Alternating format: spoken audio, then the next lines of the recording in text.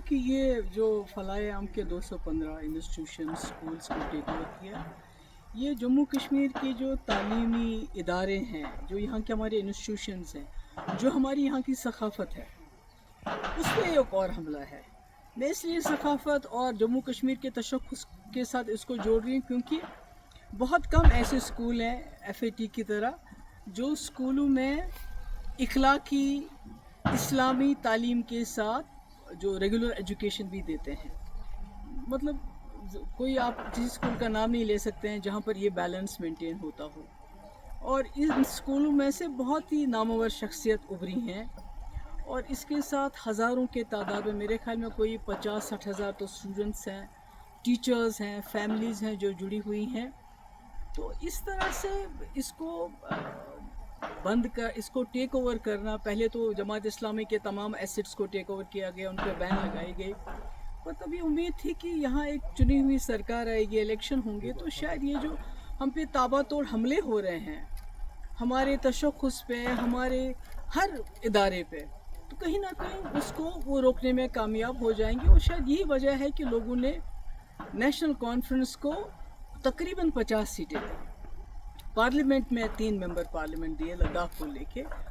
तो पर अफसोस की बात है कि बजाय इसके कि वो इस चीज़ को रोके, तो ये गवर्नमेंट की तरफ से ऑर्डर आना, मुझे लगता है कि ये मतलब एज अ कश्मीरी मुझे लगता है कि ये जो लोगों का जो भरोसा है उन पे क्या गुजरी होगी, मैं उसका अंदाज़ा नहीं लगाना चाहती। क्योंकि पिछले इलेक्शन में तमाम लोगों ने अपनी आइडियोलॉजी से बालातर उठ के, चाहे वो जमात इस्लामी थे, चाहे अहले हदीस थे, चाहे एम्प्लॉइज़ थे, चाहे टीचर्स एसोसिएशन थी, चाहे नौजवान थे, सब ने सोचा कि एक ही जमात को वोट देंगे ताकि ये जो तूफ़ान आ रहा है हम पे मरकज़ की तरफ से, इसको शायद एक जमात रोक पाएगी, एक ही जमात रोक पाएगी। क्योंकि PDP को तोड़ फोड़ करके PDP लगता था लोगों को ये ख़त्म हो चुकी है, ये मुकाबला नहीं कर पाएगी।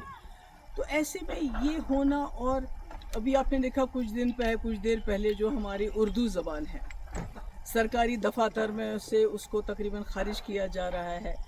हमारी किताबों, हमारे जो सिलेबस है, जो करिकुलम है, उसमें जो है हमारे शेखुल आलम रहमतुल्लाहि अलैह हैं, या हमारे अल्लामा इकबाल साहब हैं, या इसी तरह जो हमारे आगा शाहिद साहब हैं, उनको बिल्कुल उससे अलग किया जा रहा है।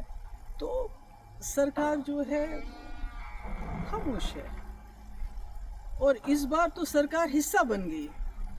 आपको याद होगा 2016 और 17 में जब यहाँ बहुत हालात ख़राब हुए, पथराव रोके ना रुके, दिल्ली से इतनी बड़ी टीम आ गई, बड़े बड़े मिनिस्टर्स की, बड़े बड़े पॉलिटिशियंस की, और हुर्रियत के दरवाज़ों पे गई कि आप दरवाज़ा खोलिए, हमसे बात कीजिए, दरवाजे बंद कर दिए। यानी इतने हालात ख़राब थे।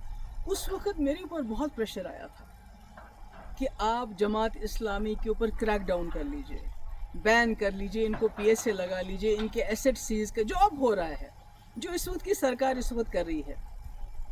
मगर मैंने सोचा कि अगर मैं अपने ही लोगों पे बिला वजह इस किस्म की कार्रवाई, या तो कोई सबूत हो कि भाई इस वक्त ये कुछ ऐसा कर रहे हैं तो आप कोई एक्शन लोगे, मगर सिर्फ इनकी आइडियोलॉजी की वजह से किसी ने जाके दिल्ली में चुगली खाई थी कि भाई वहाँ जो भी कुछ कर रहे हैं वो जमात इस्लामी के लोग कर रहे हैं, जो पथराव हो रहा है, जो मुल्क के मुखालिफ जो मुहिम चल रही है, वो सब जमात इस्लामी। और मैंने उस वक्त स्टैंड लिया, जैसे मैंने कठुआ में स्टैंड लिया।